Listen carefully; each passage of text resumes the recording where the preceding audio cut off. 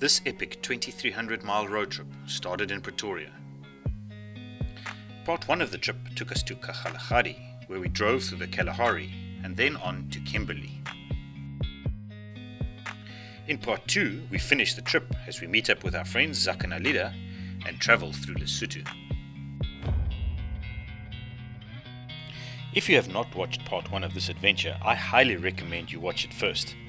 We ended Part 1 where we hit a kudu in the evening, just before we arrived in Kimberly.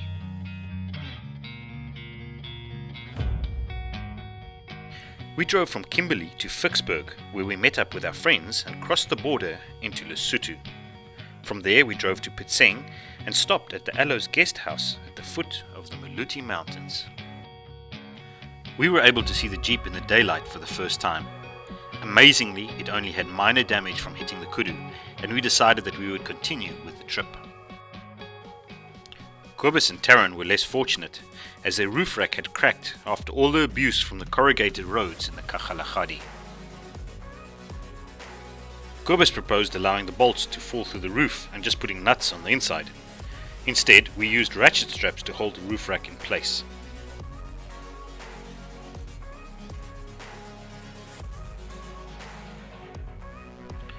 We made regular stops to check our rigging on the way to Vicksburg and eventually saw the mountains in the distance.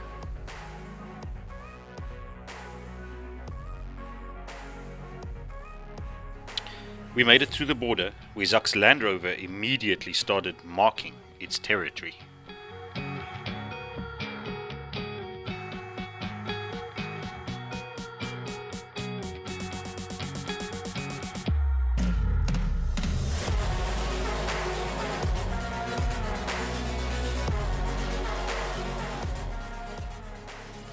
The scenery change from Kalahari to beautiful mountains was quite remarkable.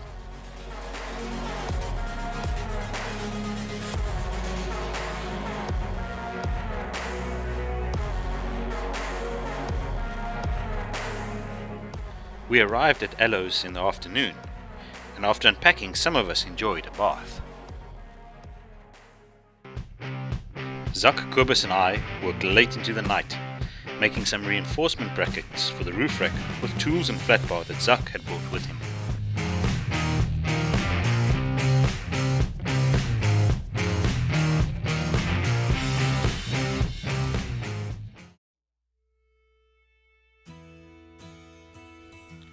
Today's trip would take us from our overnight stop at Pitseng up the Mafika Lisiu Pass, one of the highest passes in Lesotho and higher than any other mountain pass in South Africa.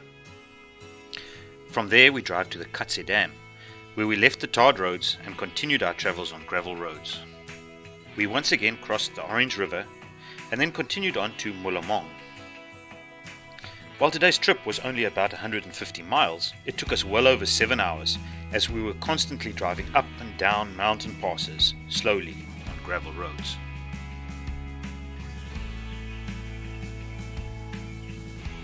The morning view of the mountains was breathtaking, and we all felt pretty calm as we prepared for the day's drive.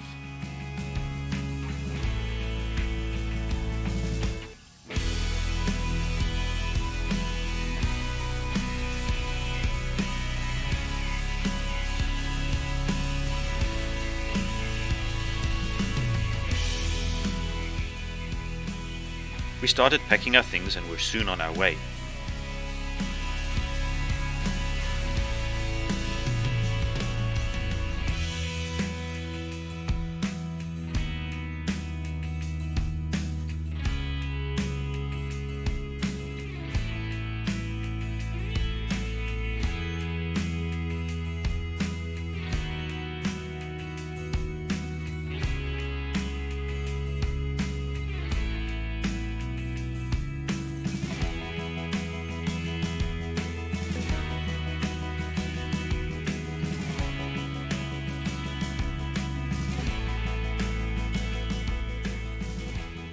The mountains were absolutely stunning, and we couldn't stop taking photos as we drove along.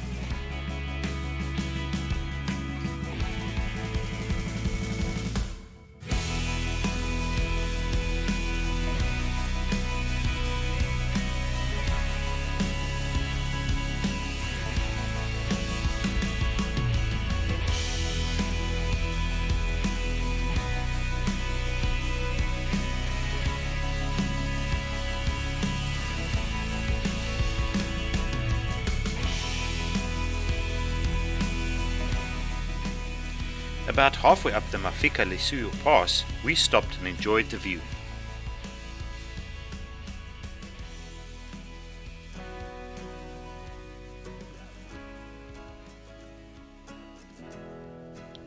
The road we had driven up snaked up the mountainside, dwarfing the vehicles that were going up and down.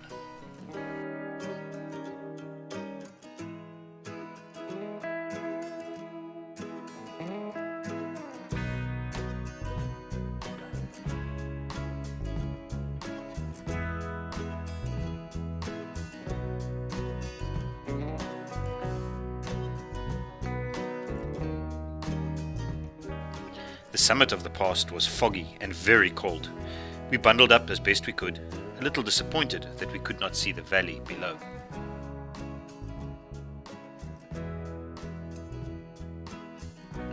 The signs warned of impending doom as the drivers navigated down the other side of the pass.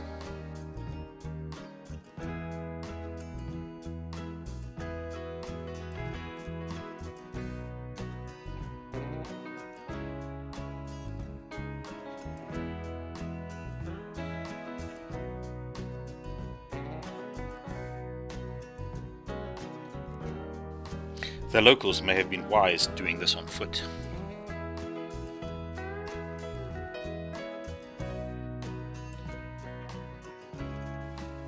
Between the beautiful green hills, we started seeing the first glimpses of the Katse Dam.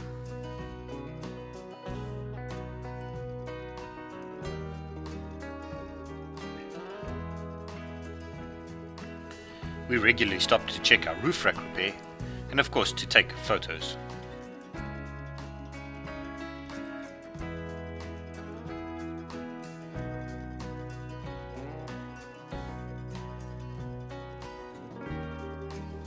We crossed the Laribi Bridge and then looked back at the reflection of the mountains in the water.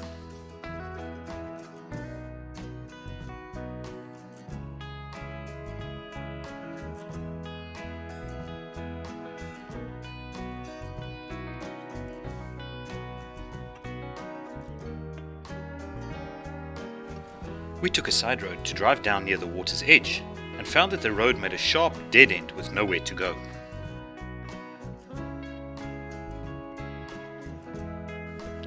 We figured out a new route and managed to get ourselves turned around and back onto another road that took us to the top of the dam wall.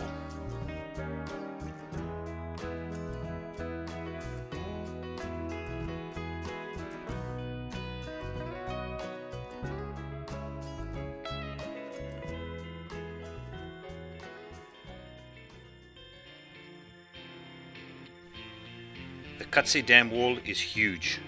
607 feet or 185 meters high and over 2,300 feet or 710 meters long. It is Africa's highest elevation dam.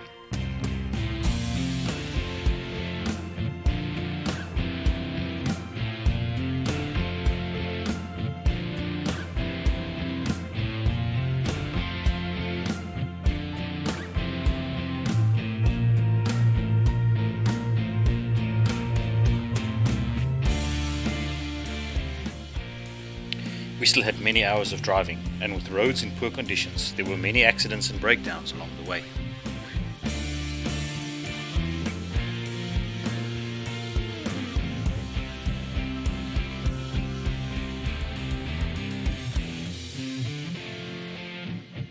Some of the roads we took were nothing more than tracks used by donkeys.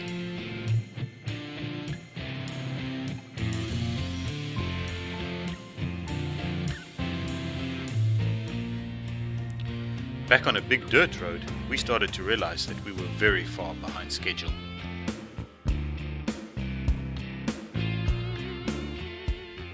Very late that afternoon, we crossed the Orange River.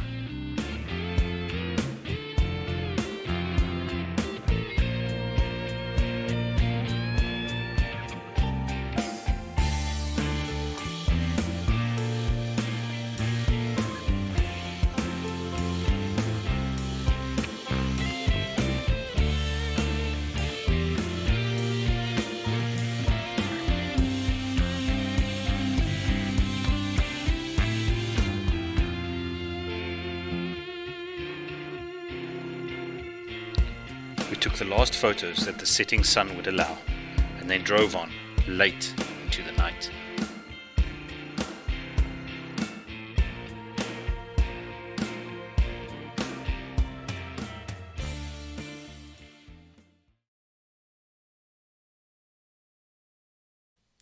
Today's drive took us from our overnight stop in Molumong through the Black Mountain Pass. We finished the Black Mountain Pass and continued on to the top of the Sani Pass. We made our way down the Sani Pass and then on to Himeville for the night.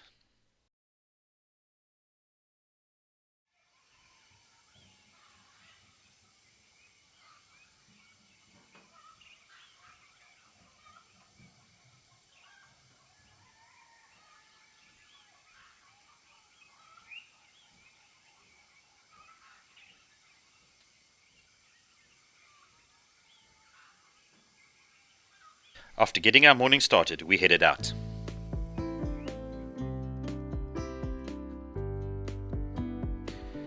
As we did not have that long of a drive, we decided to follow some of the less used tracks and roads on our way to the Black Mountain Pass.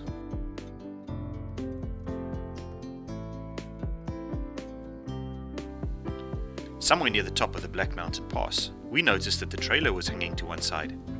We were shocked to find that the leaf spring had sheared off.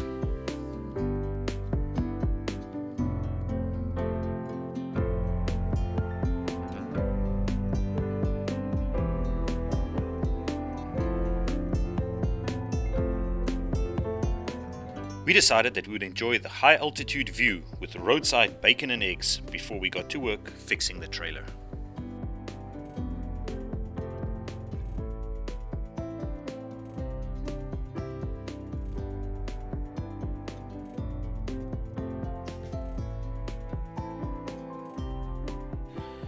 Using the flat barn tools that Zuck had brought with, we made a clamping system to hold the spring together, and that allowed us to continue on our way.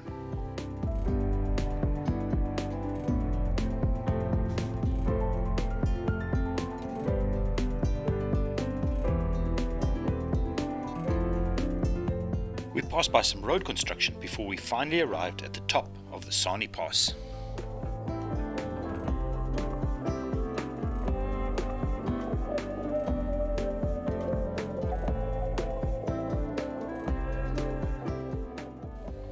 It was bitterly cold and misty, and we hurried off to get ourselves inside.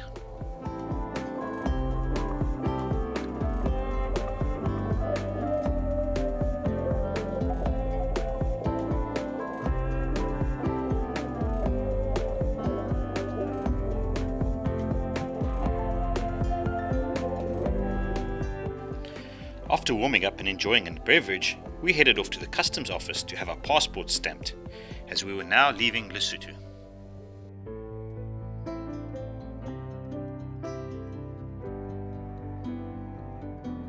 And this is where our story ends. We arrived in Himeville in the dark and headed back to Pretoria the next morning. Lesotho is a beautiful country, rolling green hills, spectacular views, and great memories with great friends.